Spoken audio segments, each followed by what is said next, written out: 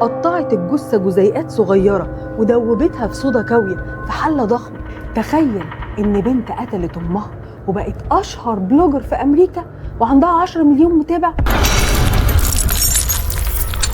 عشان تحقق حلمها الوحيد إنها تمسك ساطور.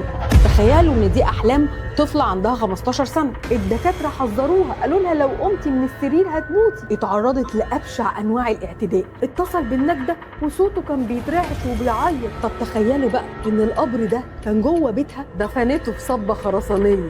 بتنامي في حضن راجل غريب عنك وانت لسه فاكرة إنه جوزك، وكانت بتتعمد تتكلم بصوت تخين وكأنها ما كانتش موجودة في الحياة. كانت بتفكر في إنها تنهي حياتها ومدياله الثقة العمياء لحد ما قررت تقتلها.